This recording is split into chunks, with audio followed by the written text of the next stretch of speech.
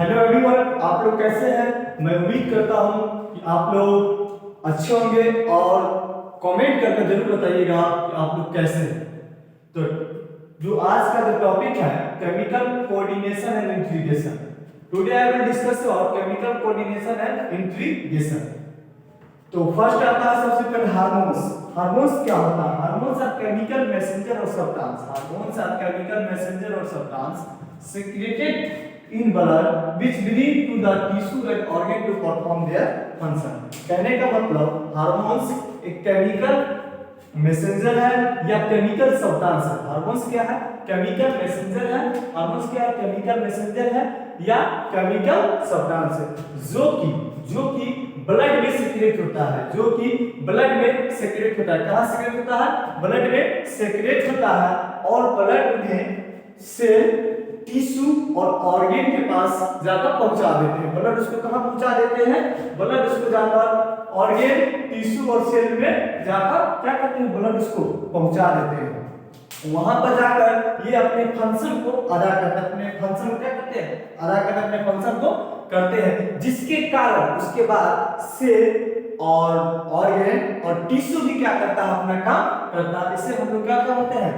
Hormones कहते हैं। फिर repeat, hormones are chemical messenger और substance secreted in blood which bring them to the tissue and organ to perform their function। ये अपने function क्या करते हैं? परफॉर्म करते हैं। इसे हम लोग क्या बोलते हैं? हार्मोन्स बोलते हैं। क्या बोलते हैं? हार्मोन्स। देखिए, hormone secreted from endocrine gland. ये कहां से सेक्रेट होते हैं? ये एंडोक्राइन ग्लैंड से सेक्रेट होते हैं। कहां से सेक्रेट होते हैं? एंडोक्राइन ग्लैंड से सेक्रेट होते हैं। तो आप लोग से कोई भी पूछेगा कि हार्मोन्स कहां से सेक्रेट होता है, तो हार्मोन्स एंडोक्राइन ग्लैंड से सेक्रेट होता है मेरे भाइयों। उसके बाद एंडोक्राइन ग्लैंड डक्टलेस ग्लैंड होता है। एंडोक्राइन क्या होता है? डक्टलेस ग्लैंड होता है। क्या होता है? एंडोक्राइन डक्टलेस ग्लैंड होता है। एंडोक्राइन क्या होता है? डक्टलेस ग्लैंड होता है। क्या होता है? डक्टलेस ग्लैंड होता है। इसमें कोई भी डक्ट नहीं होता है। किससे? एंडोक्राइन ग्लैंड में कोई भी डक्ट नहीं होता है। उसके बाद होता है hormone release in very small quantity. Hormone जो होता है मेरे भाइयों, हार्मोन जो होता है ना, हार्मोन बहुत कम मात्रा में रिलीज होता है। Very less amount of release. तो वही मैंने लिखा है hormone release in very small quantity. That means मतलब वही हुआ कि हार्मोन बहुत कम मात्रा में रिलीज होता है। Next point, hormone term given by Starlink.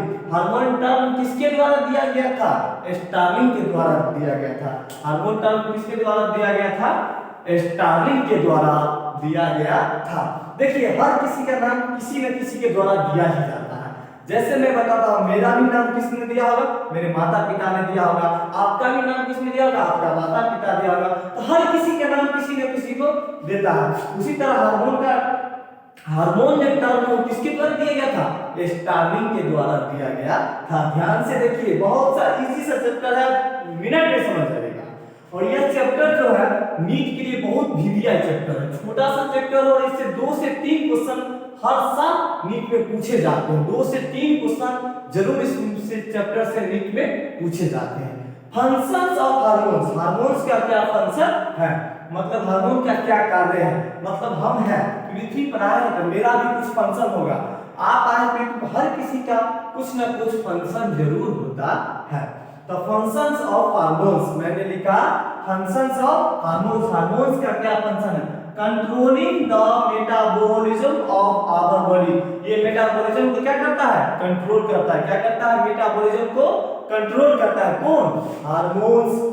Second point, controlling reproduction and growth of our body. Reproduction और ग्रोथ को, रिप्रोडक्शन और ग्रोथ को क्या करता है? ये कंट्रोल करता है। कौन? हार्मोन्स। हार्मोन्स सेकंड क्या करता है? रिप्रोडक्शन और ग्रोथ को क्या करता है? कंट्रोल करता है। कौन? हार्मोन्स। थर्ड प्लान है controlling cellular function. Cellular function को क्या करता है? कंट्रोल करता है। सेलुलर सेल में इसको क्या करता है? सेल में इसको सेलुलर फंक्शन को क्या करता है? कंट्रोल करता है। कौन? हार्मोन्स। चौथा पॉइंट क्या है? देखिए, maintaining internal environment. Internal environment, internal environment को क्या करता है, इंटरनल इन्वायरमेंट को क्या करता है, ये मेंटेन करता है। कहने मतलब हमारे बॉडी के अंदर जो टेम्परेचर आ रहा है उसको भी मेंटेन कौन करता है, उसको भी मेंटेन हार्मोन्स करता है।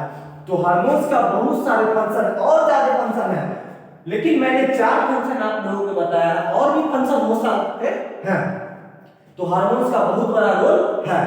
ये सब किसका रोल है, हार्मोन्स का रोल है। हार्मोन्स के बाद आता है हम लोग के लिए ग्लैंड। क्या आता है हम लोग के लिए, ग्लैंड। ग्लैंड आप लोग देखेंगे कि ग्लैंड क्या होता है, क्या देखेंगे, ग्लैंड क्या होते हैं, क्या ग्लैंड क्या होते हैं।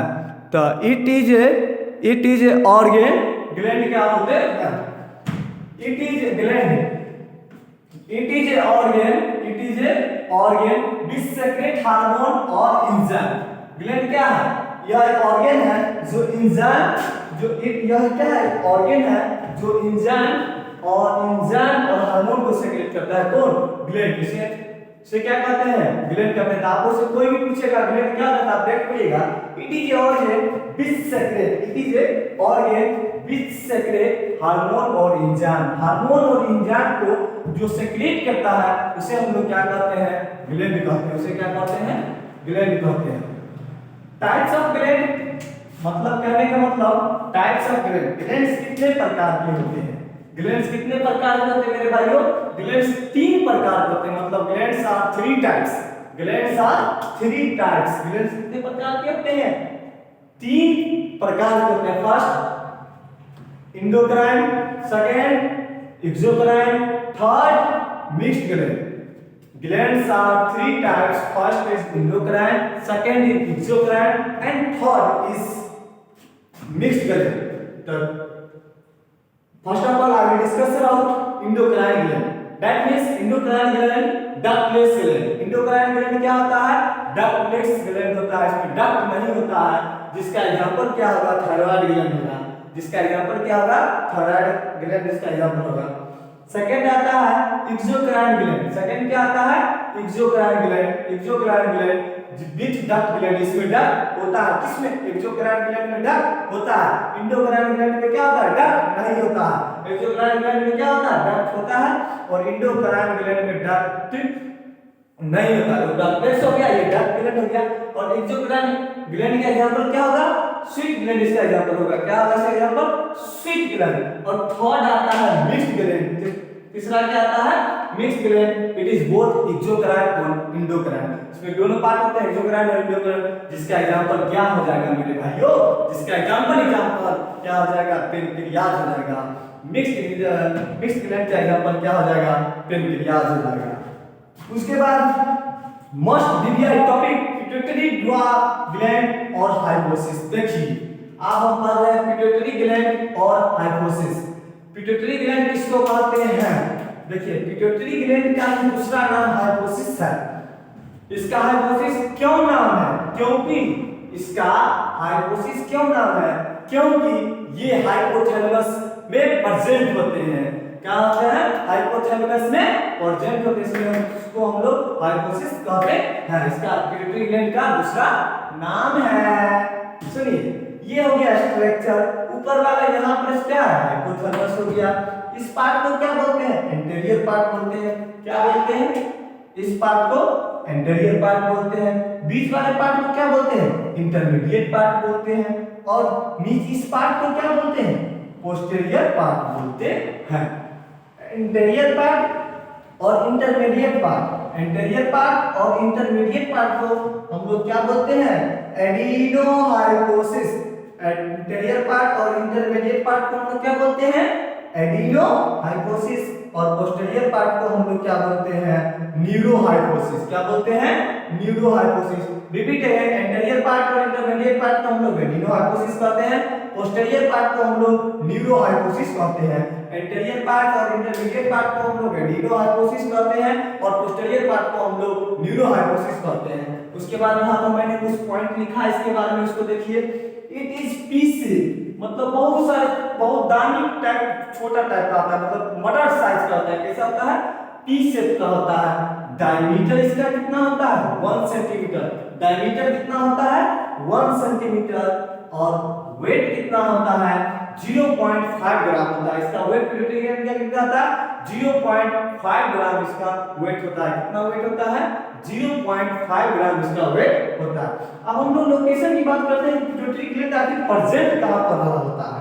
तो लोकेशन में हम सेना turcica in the sphenoid bone at the base of skull below the hypothalamus. Below the hypothalamus कहने का मतलब स्कल जो हम लोग का है स्कल उसके बेस में स्फेनॉइड बोन प्रेजेंट होते हैं। हम लोग का जो स्कल है ना उसके बेस में स्फेनॉइड बोन प्रेजेंट होते हैं। उस स्फेनॉइड बोन में एक क्या होता है डिप्रेस धंसा हुआ एक जगह होता है जहां पर क्या होता है पिट्यूटरी ग्लैंड उसमें प्रेजेंट होते हैं। उसमें क्या होते हैं पिट्यूटरी ग्लैंड प्रेजेंट होते हैं। उसी धंसा हुआ जगह को हम लोग क्या कहते हैं सेला टर्सिका कहते हैं। उसी धंसा हुआ जगह को हम लोग क्या कहते हैं सेला टर्सिका कहते हैं। उसके बाद हाइपोथैलेमस को हम लोग मास्टर ग्लैंड ऑफ बॉडी बोलते हैं। हाइपोथैलेमस को हम लोग क्या बोलते हैं मास्टर ग्लैंड ऑफ बॉडी बोलते हैं। एक्टोडर्मल इन ओरिजिन इसका होता है। इसका क्या होता है एक्टोडर्मल इन ओरिजिन होता है। और इसके बाद इसको हम लोग तीन भागों में डिवाइड किए। इसके बाद क्या किए इसको हम लोग 3 पार्ट कहिए या 3 लोब कहिए। डिवाइडेड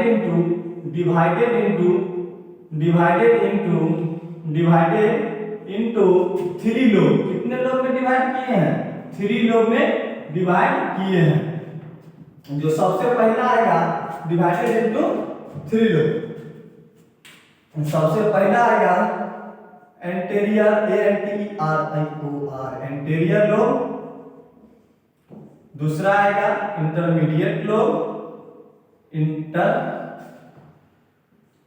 इंटरमीडिएट लोब और तीसरा आएगा पोस्टीरियर लोब।